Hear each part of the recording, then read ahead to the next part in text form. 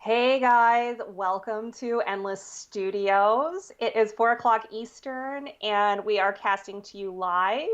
I am Natalie and I'm joined by Brian, just like I have been every day this week. Brian, how are you doing today? I am doing just great. Thank you for asking.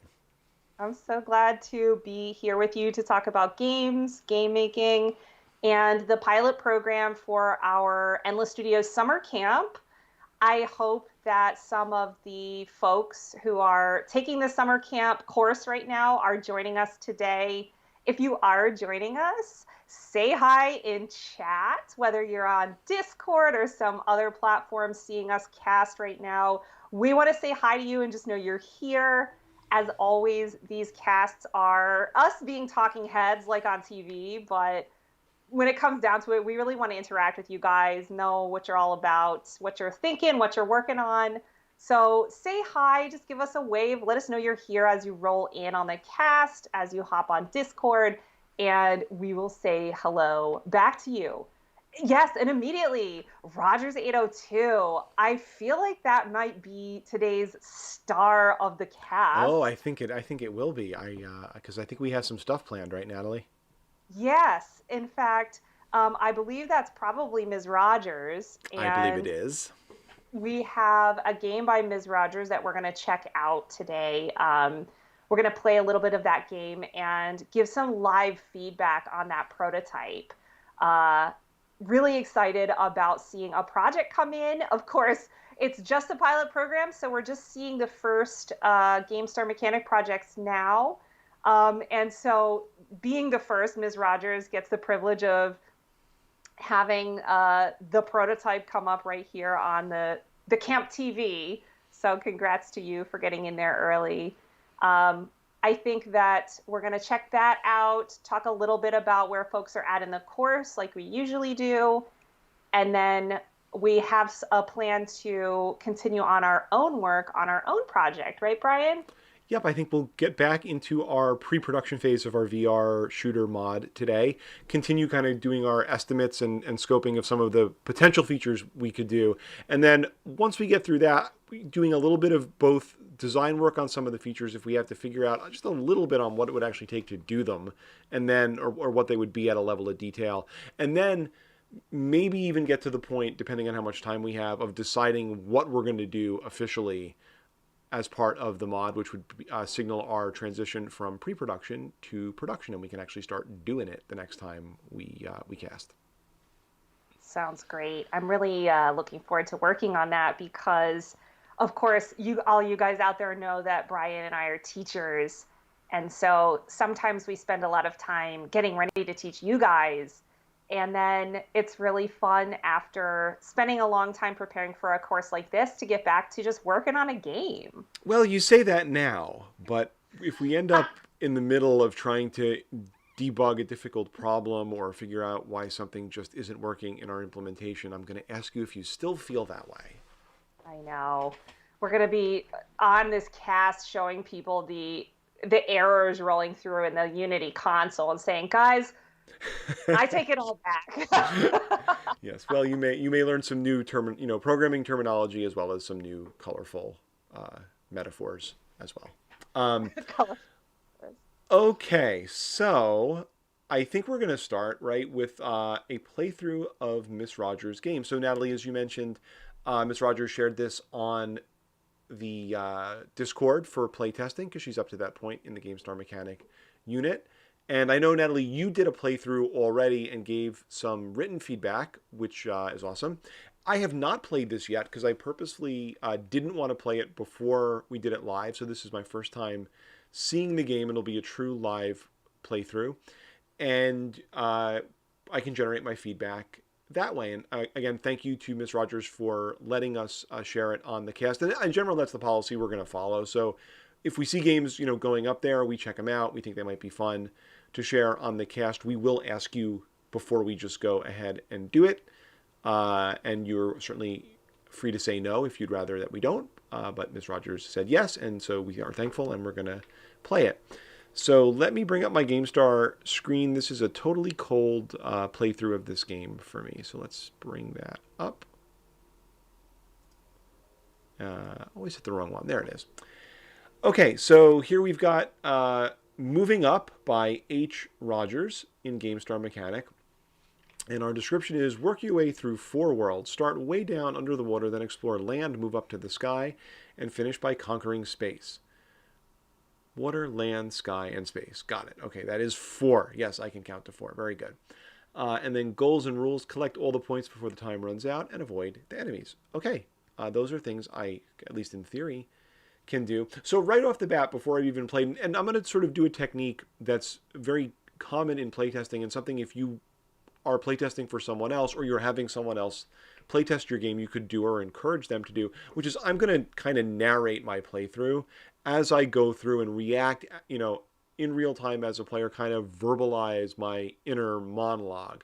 And so right away, with a little bit of my own designer hat on, I like that I've got clear expectations of what's going on here. There's obviously a theme that's tying the whole game together. Now, I don't know, we'll see how that's executed on, but right off the bat, I know at least we're trying to do something, and MsRogers just thought about how to hold that all together. So right away, I like that. So let's go in and we'll play the first level. So this is the underwater level. Master the underwater world.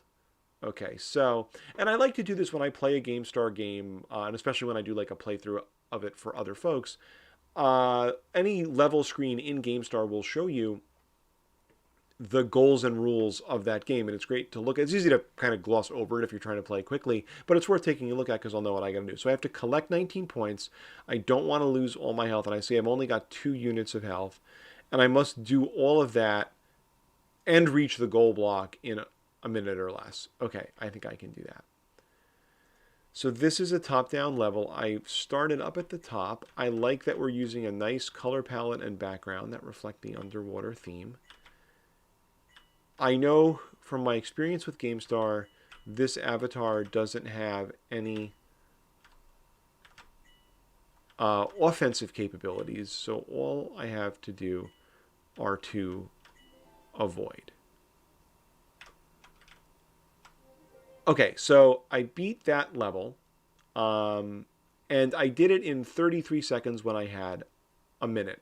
So I have some thoughts that are percolating in the back of my head, Natalie. I want to save those because I want to, for most of them, I want to see how the rest of the levels play out, because a lot of them could be addressed depending on where we go from here. But there is one I want to react to in this level now that I just played it, and that's the timer.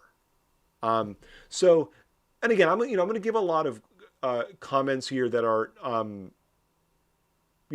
are suggestive of things, or just that stuff that comes up for me. It may not be as central to the design of this game, but just playing it may raise them, and it may be helpful for some of you out there as you design your games to think about. And this is definitely a concept that goes beyond just GameStar games. So the calibration of the timer. Now, I am a somewhat experienced GameStar player, and this is but this is also a relatively straightforward level. I had a minute to collect those things, and I did it in less than half of the time I had. So Natalie, what does that suggest to you about the calibration of the timer? Seems like you have a lot more time than you probably need, and the timer is therefore not really introducing a meaningful challenge to the game.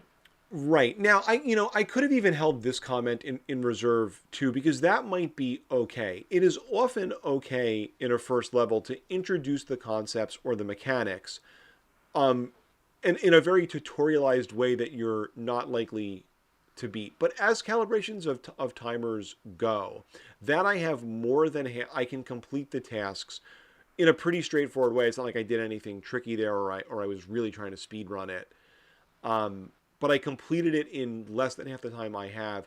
That definitely means that I've got a liberally calibrated timer. And just as Natalie said, it's not really imposing any challenge or difficulty in the game. Now, again, if we play the next couple levels and there are also timers on those, and those are more challengingly calibrated, then I will withdraw this comment, because I'll say, oh, the first level was just sort of introducing the timer concept, but it didn't really want to give me a challenge. It was just showing me all the mechanics, which can be a very valid thing to do in an early level. But let's keep going, and we'll see where we go next. So that was underwater. our next level is the land. Now I have to master the land. So here I've got to collect 10 points. I've still got 2 units of health, and I've got also a minute to complete it. Okay. Now, Yeah, I'm sorry, go ahead, Natalie. one thing I was just gonna say that I liked when I saw this was that there's like this cohesive sense of like moving up. It's Yep. like you're underwater, then you're on the land, and then I think the sky is next. And I don't know. There were some things that were held consistent, and then that changes story wise, and I thought that was really cool in this game.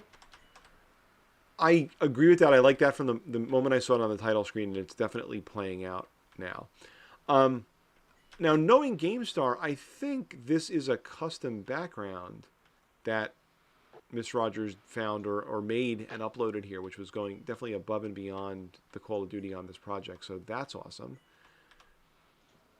No, don't die. I want to win. Okay, good. So this level has definitely ramped up the challenge a little bit after introducing the simple mechanics. Um, that I'll just beat it while I talk before I talk about it, so I don't run out of time. So this level definitely got more satisfying for me, and I felt like was a pretty decent increase in and fair increase in difficulty and challenge. In the last level, we got all the key concepts in of the game, right? We got top down, collection, avoidance of enemies, doing it against time constraints, and reaching the goal block. In this level, we took those very same mechanics. We didn't add any new mechanics. We didn't suddenly introduce any new elements to the game, but we kept those same mechanics and we ramped up the difficulty, and that's really cool. And we ramped it up, I think, in a fair way, because I didn't feel, I had a moment when it first started and I saw the patrolling pattern where I was like, oh, this just straight up got harder, but I never felt overwhelmed. I felt challenged, but not overwhelmed. And I think that's good. And this is a very, the game is starting to take the shape as this precise movement challenge, and we've kind of set that up and started to pay off on that. I'm curious if that'll continue through the rest of the levels, but I'm liking how this is shaping up so far for sure. And Natalie, I should say, if I know you've played through it before. If you had any comments or anything I'm not hitting, or you disagree with what I'm saying, definitely throw it out there too. No, I agree with what a lot of what you're saying, which is in part why I'm just listening. One thing that I was just really appreciative of in this prototype is that the rules were held consistent across the levels. I've played a lot of GameStar prototypes, and sometimes what I see is from one level to the next, it's just like, I'm going to do this, and now I'm going to do this. And it doesn't really have a sense of cohesion. And I was really impressed with the maintenance of consistency and keeping the timer the same, keeping the lives the same, and keeping the mechanics the same. Because I think that an exploration of this collect and avoid enemies gameplay pattern kind of plays out across these levels. And it's just a cool prototype to kind of demonstrate like what is fun about doing that thing. Yeah, But anyway, yeah, I want to let you play the rest of it before I get into my yeah. thoughts. Let's the issue you're talking about, Natalie. Let's remember to come back to it, because I would like to get through the levels first, but I want to comment on that as well once we've seen everything, because there's something very very right here that is just as you say, a lot of GameStar games, a lot of games made by new game makers don't do that. This game is doing really well, and I want to come back to it. But let's Yep. go on to level 3. All right, so that was land, and now we're in the sky. Let's master the sky. Okay. Same, now I've got 5 points a minute. Whoops, and don't lose my health. Got it. Okay. So I've got, all right, so let me comment on one thing I'm not crazy about here right off the bat. This is a very nitpicky issue. I'm curious what you think about it. Oh, I wish I could see it. I can do it again. So my avatar started the game right here. And the enemy that's patrolling above me, I'm just pausing so I don't run out of time, that's above me, if I didn't do anything, would come down and hit me and I would take damage, right? I'm usually not a fan of doing that. I'm not a fan of placing, in a game like this, placing the avatar in immediate peril. Um, Especially because a very common thing someone has to do when they play your game, as I was doing there, is take in the layout of the level, understand where they are, understand where the enemies are, just get a sense of it. And if you're in peril, you may not even have a chance to know you're in peril before you take damage because you're sort of looking everywhere. So I'm usually more of a fan of starting the player in like a place of safety as the other levels did. But Natalie, I'm curious what you think about that. I think that that's definitely something that relates to the audience for the game that you're designing. Mm, So, I've played games where the moment you enter the level, like the game lets you out of a cutscene and you're not safe. And to me, games like that tend to be have a more adult audience, and it's the whole game is about creating a sense of destabilization and fear and tension. I'm thinking very specifically of I had been doing a little bit of The Last of Us recently, mm, which is it's a pretty classic game. It's about a zombie apocalypse, and you're constantly having to hide and worry that a zombie's coming to get you. So there are times when you drop out of a cutscene in that game, and if you don't do something immediately, a zombie's gonna come and get you. Um, but when I look at GameStar, I think of it as, like you said, this was originally designed for elementary and middle school students. It has a very fun, very sweet kind of art, and the feel to it is inclusive and puzzly and a little bit of twitch, a little bit of action, but it's not supposed to be scary. right. And so I always think if you put something in that gives that feeling of like sudden threat and danger, it just seems inconsistent with everything else around it. And that's why I would agree. I wouldn't make that design choice in a GameStar game.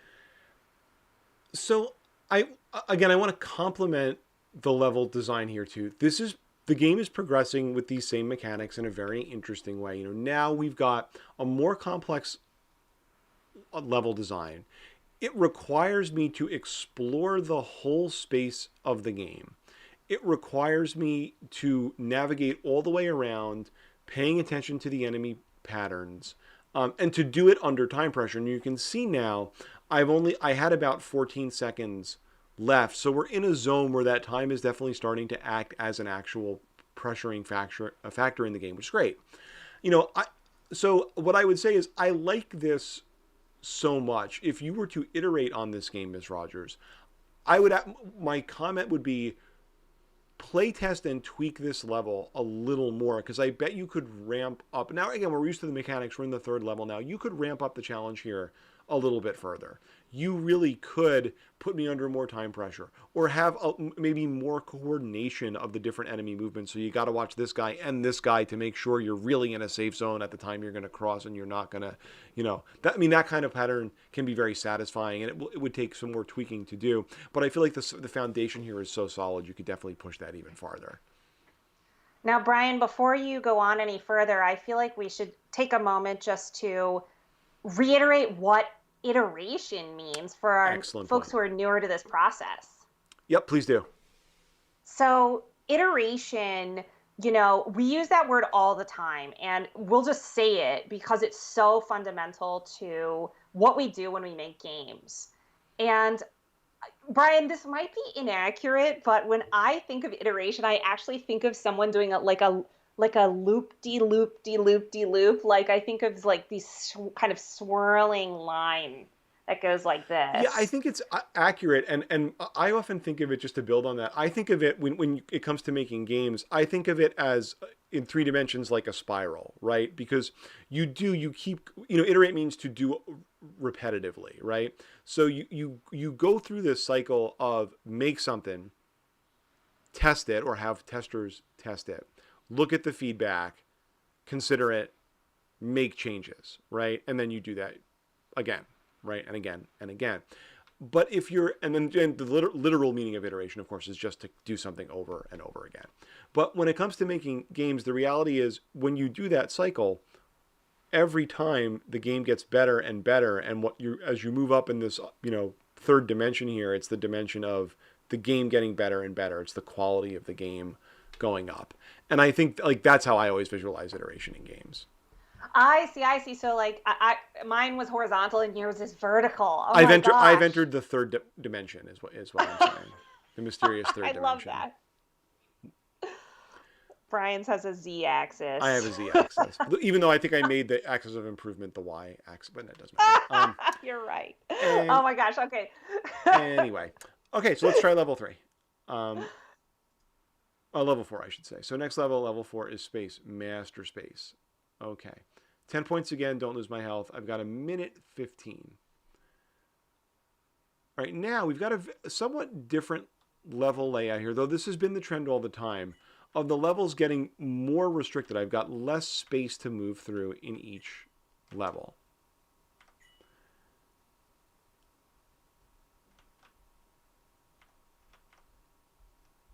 Oh, and now I've got a multi-screen level, which I haven't had before. I know. Interesting. Okay. I loved that moment when I moved up and I saw that it was bigger. It was like, oh, I've been set free. It was a nice moment. Yeah, it definitely. I wasn't expecting it. It was a nice change of pace there. Like I agree, like a pleasant little. Oh, look at that. Yeah, and this moment that you have here in the corner that you went through just a second ago there, I mentioned that in my written feedback and said I really liked that. That was the first moment I really needed to keep track of two enemies at once. And Mm-hmm. I liked the uptick in challenge there in that corner. So, I guess I did like both of those elements. This level for me, um, while I liked some of those moments in it, I'll be very honest in saying this was my least favorite level in the game. Um, and this might just be a personal preference, but I think that was because there was less choice in this level.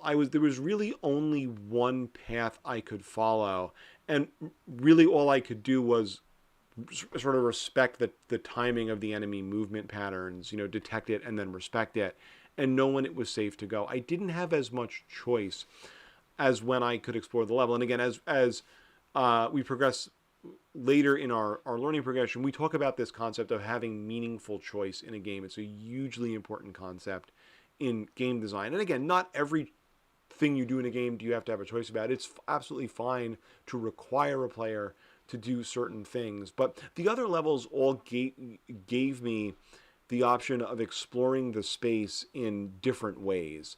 And this level didn't give me that option, and I kind of miss it a little bit.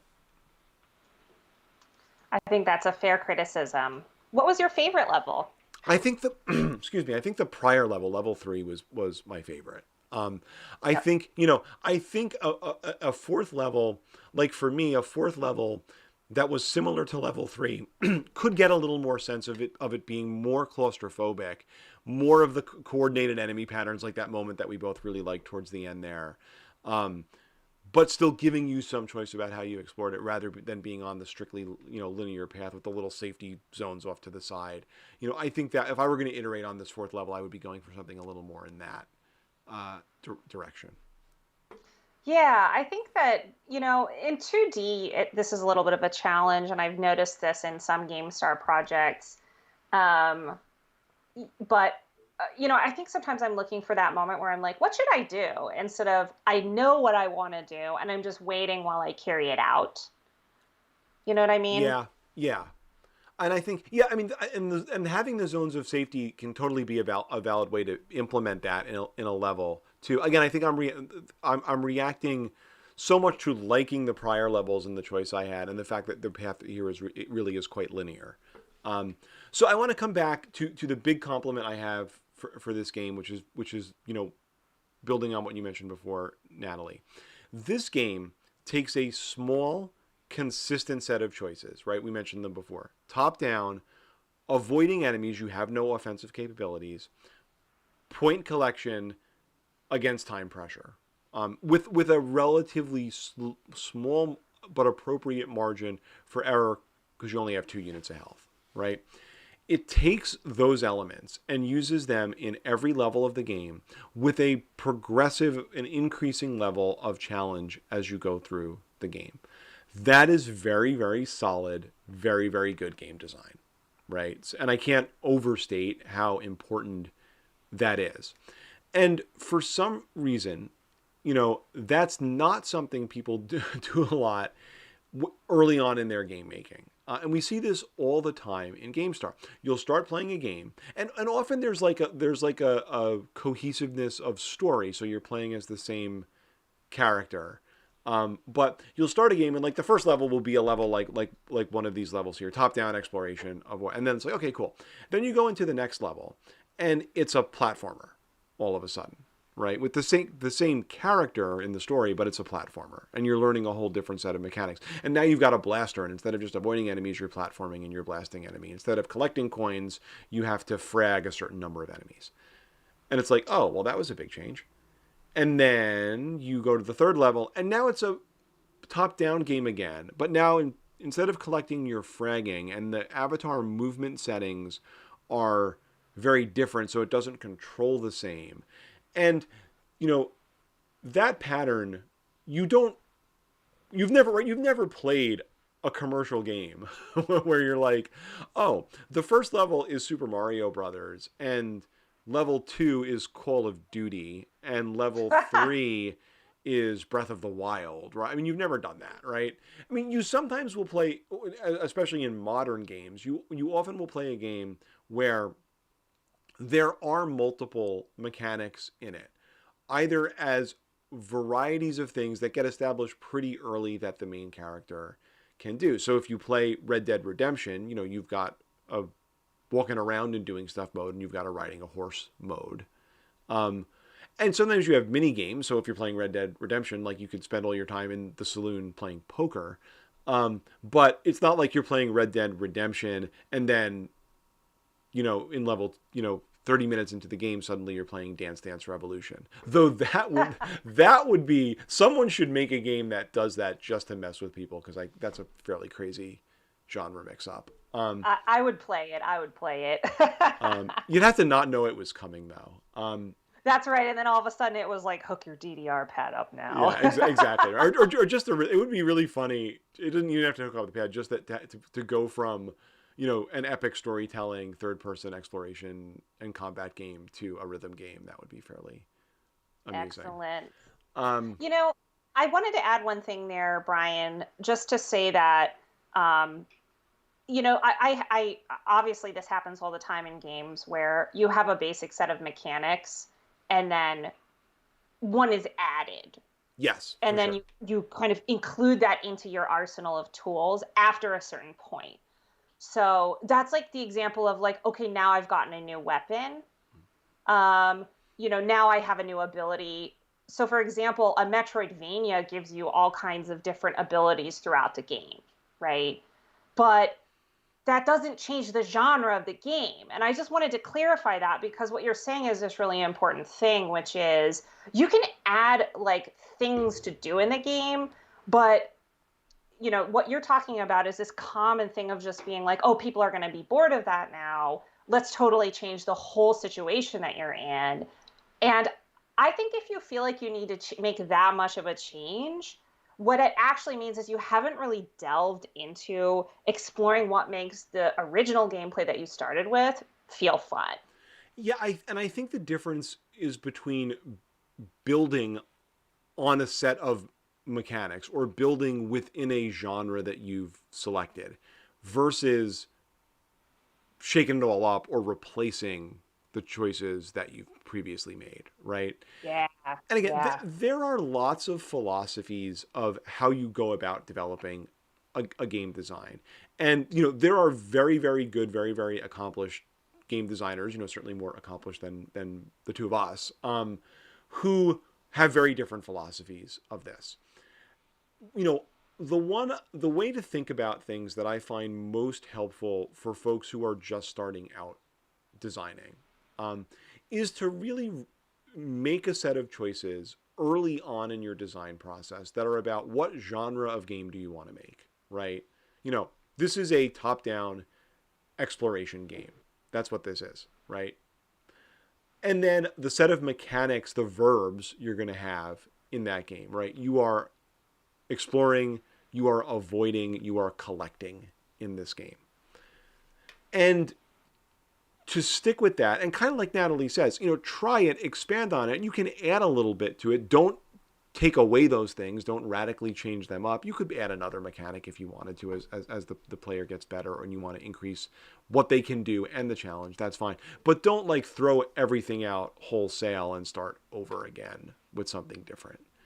And I Exactly. and that sort of being rooted in a genre and being rooted in mechanics rather than, people will sometimes start by saying, I want to tell a story, or I want to evoke a particular feel in my game. Like I want this game to feel frantic, or I want it to feel peaceful, or I want it to feel claustrophobic. Those are all valid ways to approach a design. But very early on in your learning process, I would recommend this approach of saying, what genre of game am I making? Is it a platformer? Is it a racing game? Is it a top-down exploration game?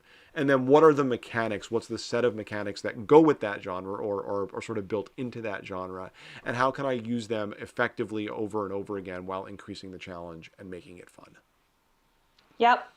I couldn't have said it better myself, Brian. And the last word I wanted to get on, I want to tell a story. In games, you tell a story with mechanics, Yeah. Yep. you know? And of course, there's plenty of room for character and world building and writing a narrative, but games are about interaction. And if you find yourself wanting to write really deep characters and have total control over a narrative arc, you might want to make a movie or write a book. Yeah, So, there's nothing, not to we're not knocking narrative in general, and we're not knocking narrative in games. I mean, Natalie, you mean I'm a vociferous reader and film buff. Natalie teaches creative writing, so we're this is not to knock narrative, and it's not even to knock it in games. I enjoy games with rich worlds and narrative, right? When I'm just coming up with examples off the top of my head, I'm coming up with games like RDR2, right? Um, that really, really adds something to games that where it works. And there's nothing wrong with wanting to develop rich worlds in your games. But I think when you're starting your game's design, precisely because, as Natalie says, games are interactive, which means the player does something. He doesn't just absorb or experience something. He does stuff. He makes choices. That's why you want to root it in the mechanics, the verbs, the things you do in the game. That's often the most productive starting point for a design. yep. And I think this is a great prototype to kind of show a route to doing that. I just didn't want to lose the thread of like this being a good example of that, Yeah, this right? is an awesome example of that. I mean, I think, and just it's interesting because I see in the chat, MsRogers says it was really helpful to see the playtest and saw things that I didn't notice as the game maker. That's why you playtest, right? Because your game and your playtesters don't, even if they're not sort of, again, I'm approaching the playtest with my designer hat on, and I'm looking to point out design concepts or things that I think might be relevant to everyone in the program as I do that. But even if I wasn't, just watching a player play your game, and because they don't have the knowledge you have, right? You know how you're supposed to play how you're quote unquote supposed to play your game. You know where the secrets are. You know the best strategy for playing it. Your players don't know any of that. They didn't design it, and so you have seeing what they do and how they experience it fresh, and then what worked and what didn't. What were you expecting them to do that they didn't do? What did they do that you didn't expect them to do? That's among the benefits of playtesting. And so, but again, I think just as Natalie says, this game is doing a ton of stuff right. Very few games that were at a prototype stage would be doing everything right. I've certainly never made a game like that, and I think that as we've gone through the things that we've said, well, this could be a little different. This could, if I was going to iterate on it, I do this. Those are really intended as suggestions as well as to point out some things that might be of interest to everybody. But again, MsRogers, thank you so much for sharing your game, for working on it, for making a great game, and for letting us showcase it on the cast, and for being the first guinea pig of that. I'm excited for more folks to post their games and to volunteer to share them, because I'd love to do more of this. So Natalie, I think just for our little bit of administrative business today, so Miss Rogers has made this game. She's gotten now playtests from both you and I. You gave her a written one, and I just gave one right here. Let's talk a little bit about what someone should do once they've done that on one of these game making projects so that they can progress in the course. Sure. Brian, do you want to show my screen and I'll show you a bit about where to go in the classroom to submit your project when you have that? Yep, let's switch to your screen. There we go. Okay. All right, I'm going to wait for that to come through. Just give it a second to appear. I notice Ronan28. I posted mine, and I see that game in the Discord playtesting channel for Gamestar projects. So we've got game number 2, Brian. Excellent. They are rolling in. Yeah, I'm excited to play that. Thank you for submitting. We will be checking out these games as you guys send them in. So, yeah, I've got the classroom up on here, and just want to make sure this is fully visible. I'm going to make this a little bit smaller because it looks like it's cut off there on the left. So yeah, in the Moodle course, if you are indeed a member of our pilot program, you will unlock a project submission portal when you've done all of the activities in Unit 1 and Unit 2. Let me actually head back into the main classroom page and show you what that's going to look like. Here we have Unit 1 and Unit 2. I'm looking at this in instructor mode, so I have the ability to access this Gamestar Mechanic project unit even without completing these. But for you folks who are taking the course as students, you'll want to fill these progress bars all the way up, and then you'll be able to go in here. So there's no huge secret about what's in here. I'm just going to show it here on the live cast. And what I want to show you guys is essentially what's going on in here is you need to do a project just like the one we saw from Ms. Rogers.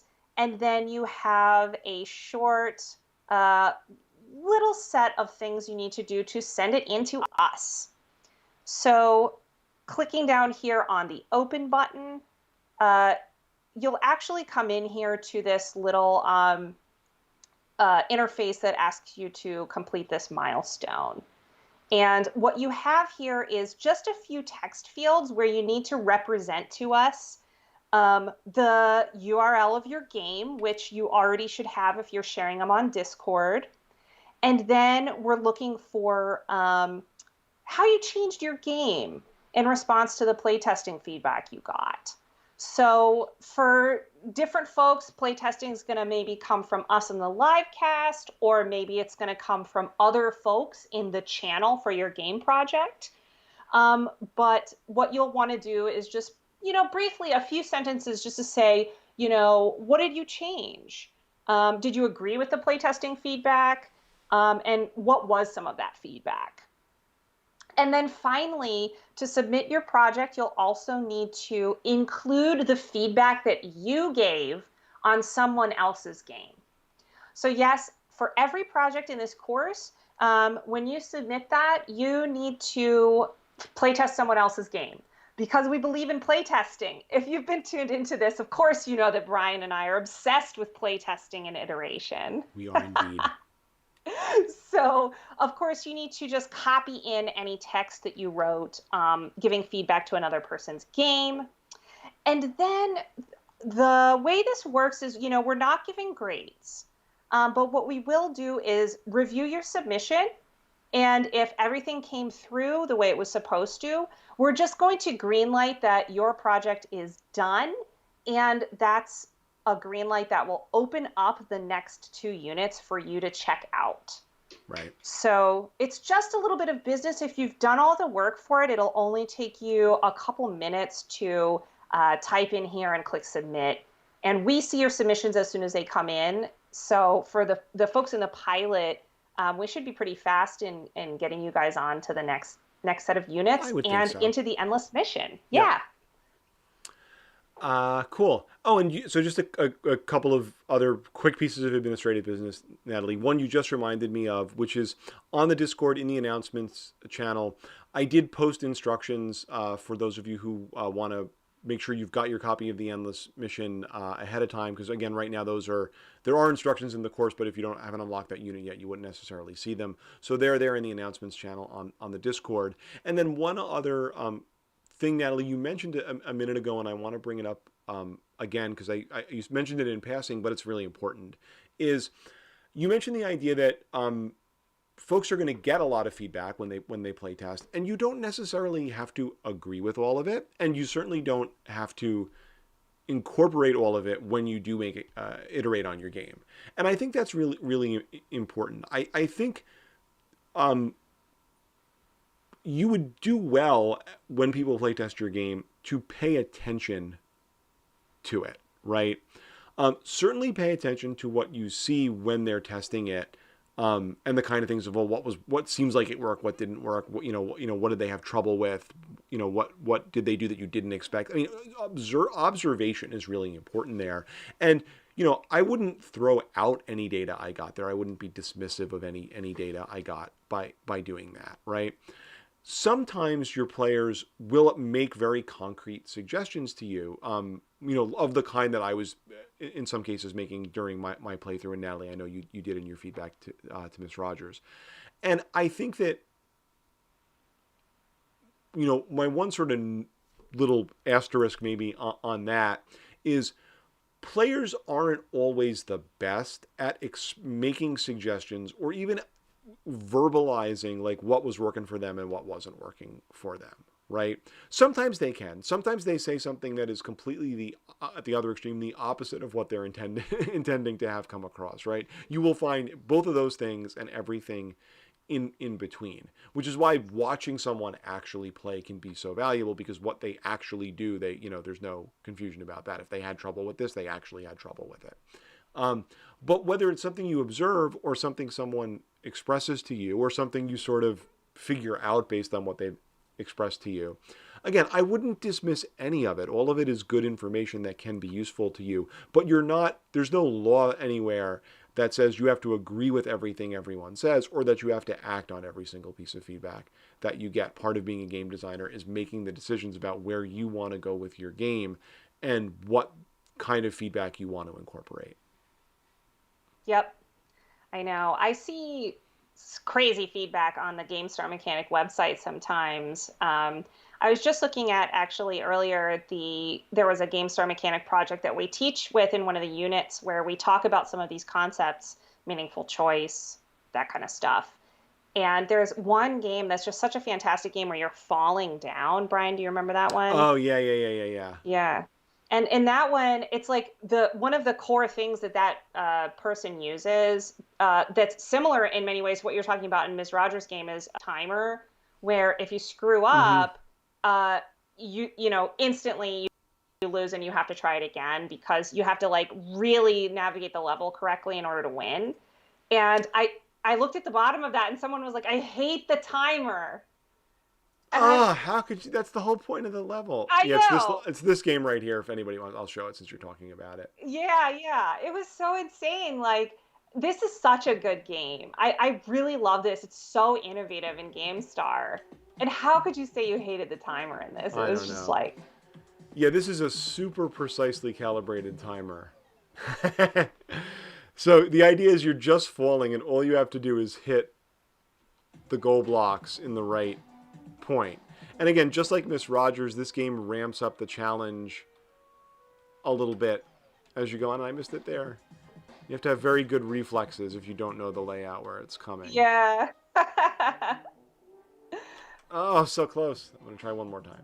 Get it, Brian. I'm going to feel like such a failure if I don't this time. I know it Got it. always All right, that happens to time me. I got Oh, it. there we And go. then I'll just show, I won't attempt even to beat it, but I'll show one more level where that gets more complicated.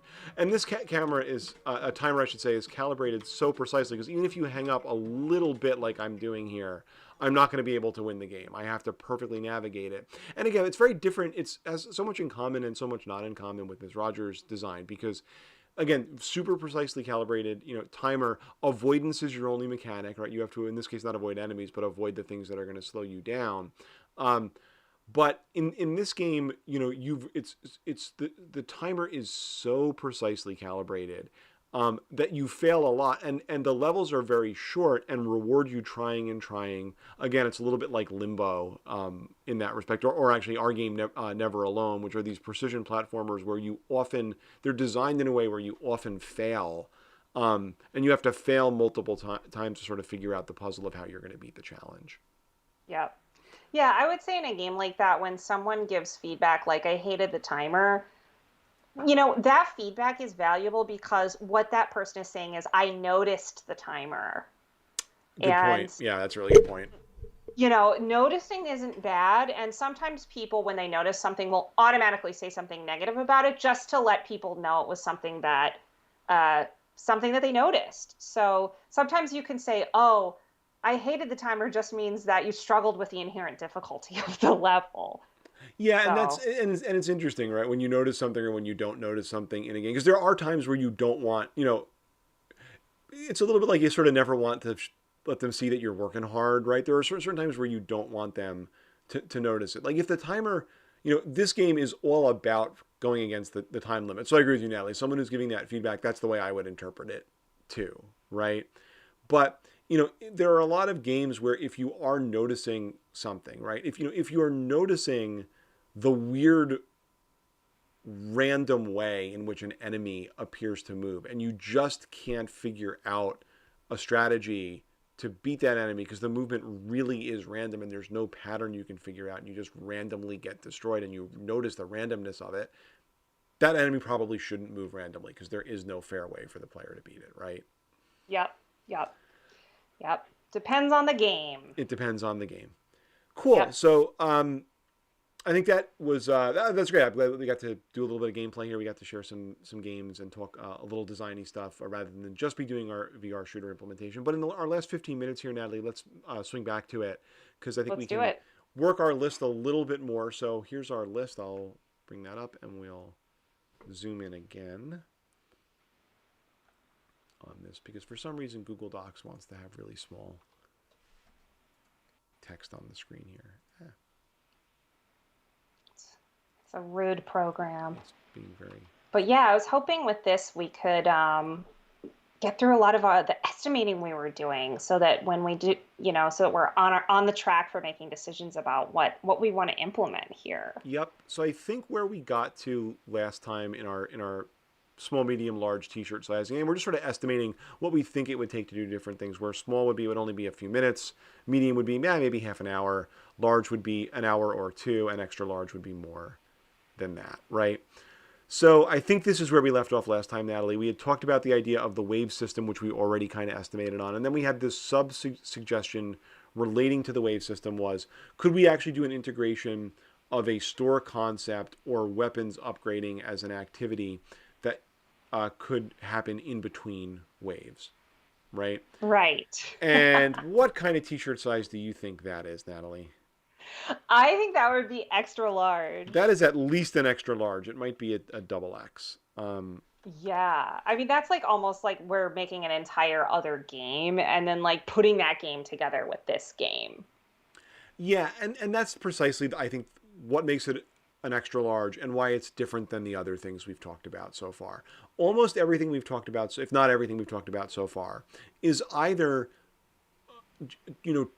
tweaks to or slight additions to existing systems already in the game. Implementing a store or a weapons upgrading mechanic or both, those are whole new modes of the game and would require lots of new game systems to do. Right off the top of my head, I can't even think of what all of those systems would be in either case. I can think of parts of them, right? You would need a Yeah. currency system to have the store. You would need a user interface that the user could navigate the store. If you're talking about upgrading weapons, you would need a system where weapons were modular. Like again, right now there's only one weapon in the game and it does one thing. If you want the concept of upgrading, you would need to sort of deconstruct how weapons work so that you could swap in this piece or add this piece to that piece. That's what I mean by like Legos. That's what I mean by making it modular. Yep. And that right, and those are relatively complex systems both to design and implement, right? So I think doing even a simple version of that would be a week of work probably, Yeah. I mean, at least. one of the things you have to do with that too is like, in addition to all of the visual and pieces of the game that you see and interact with when you're playing, when you do a system that involves upgrades and currency, you need a game design spreadsheet. You Yeah, know, you need to sit down and think, how much does each one cost? What are meaningful thresholds of resource that I'm going to make people strive for? And then how much of that resource is dropped or otherwise collected throughout the game. right, right. So that's theoretical work that goes with the implementational work of, for example, like having a scope appear on the top of a gun. Sure. Yeah. So I mean, I think that's a very complex one to do it at least as it's described here. All right, let's keep going. So this next one is the game is currently endless. Is there a way to make it more finite or to create a definitive win state? So I think, Natalie, before we could estimate that one, we would have to do a little bit of design work to say, is there a way to do that? Or what are some options of ways to do that? What would they be? Because they would probably imply different levels of effort. So let's, for now, just because I want to get through the whole list for it to do a quick triage first, let's say that a design would be needed on this one and come back to it if we, and maybe do a little bit of that design work. Cool. Beyond just feedback, could your score affect gameplay in some way? Also one that I think Right. design would be needed on. Yeah, and I think that's related to what I just said about let's create a spreadsheet, And of Yeah. course, don't get me wrong, I love that kind of stuff. So Oh, for when I sure. say like, oh, that requires a spreadsheet, I'm not like, heaven forbid that we use a spreadsheet, but I just am aware that game design for that kind of system is fairly deep. Yeah. Agreed. Um, this one I feel like is kind of redundant. I'm going to delete it. I think we have that one captured underneath that sub bullet that we said was an extra large above. Yep. Okay. Variation in shooting. Random crits rather than every shot dealing the exact same value. That one's a small. That one, to my knowledge, would require no new systems. It would be basically a couple of lines of code that could be done in a few minutes, and it would be pretty safe to do. So that one's a small, I think, Natalie. Agree. Alternate weapon types. Again, if you're just talking about let's add a new type of weapon, not talking about like the modular weapon system you need for upgrading. So like again, add a machine gun or add an area of effect weapon like a grenade. I think that's a medium. Yeah. There's a couple pieces to that. For sure. You have to figure out what kind of weapon you want to do, which is some game design work, and then think about either how you gain that weapon or if you have it all the time. We would need meshes for the guns, and then for example, I know that in this game, the bullet is an actual game object that spawns. Yeah. So we would need to create unique bullets for each of the weapon types, and then do some behind the scenes coding that controls what its pattern is when you fire it. Like, is it semi-automatic or is it like a big blast? Sort of set that up in the code. Yeah, I think if you want to break this down into what the parts of that system are, and I'm sort of taking notes as you do that, I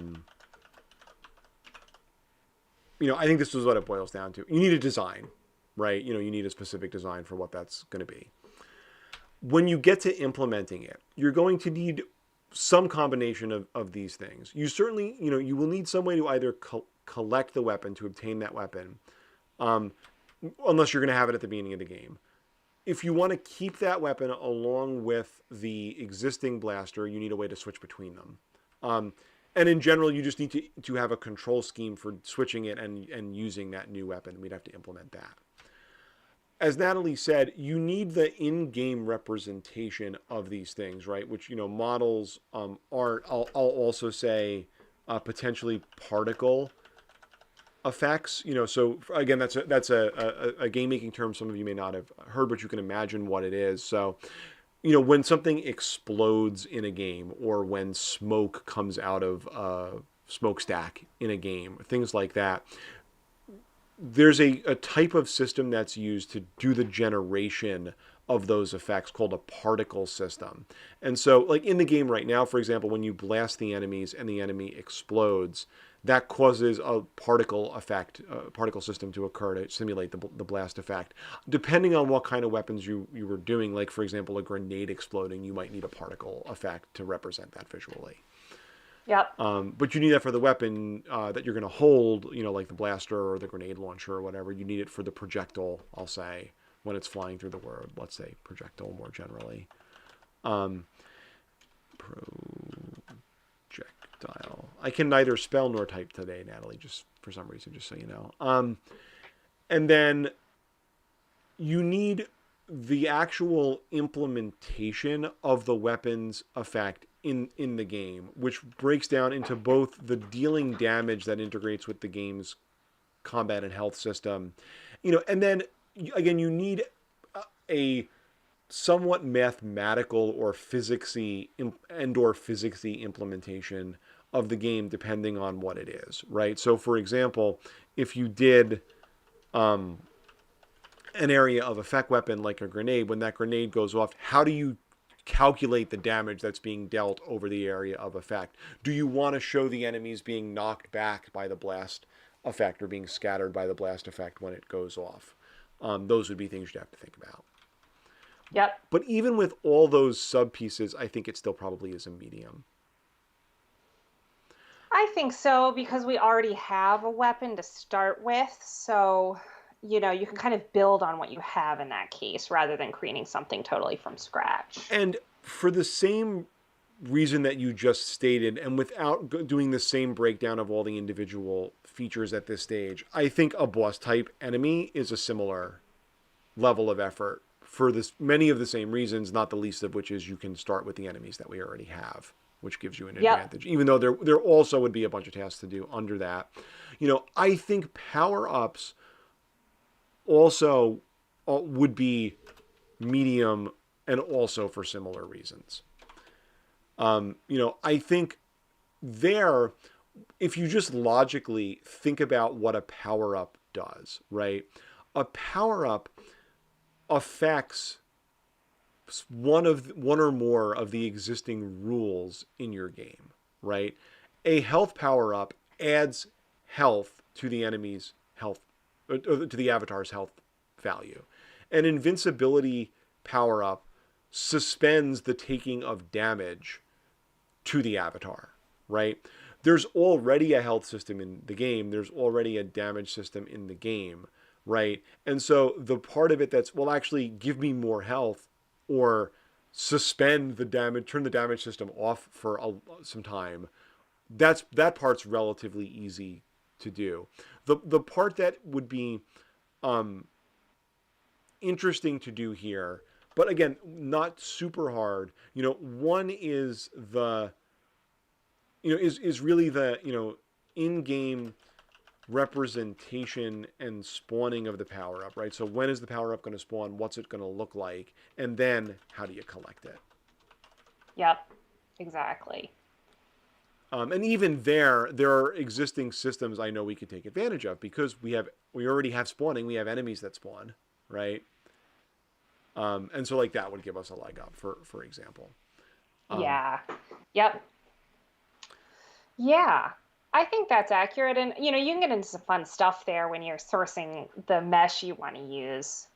When I say mesh, by the way, guys, I'm talking about the 3D model that I'm going to introduce into the game that would represent, for example, a power-up like a med kit, or a new weapon. Again, I'm looking for a mesh for that, is what we say. Yeah, and that would apply to the boss visuals. enemy as well, if you wanted the boss enemy to have a distinct appearance from the regular enemies. Yeah. And those are tempting, because it's always fun to include as part of your project. Like, oh yeah, let's look up some new visuals to include in the game. That's a fun aspect.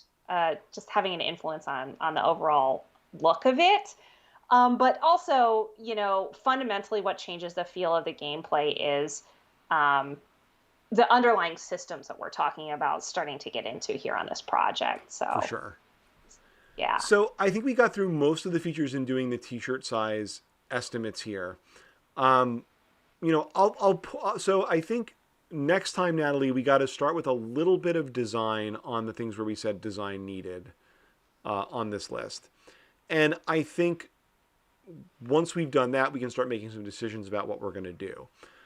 So what I would say, we can cover that stuff next time. In the meantime, I think a couple of things for the viewers. So I will post a link to view this document in the live stream channel on Discord.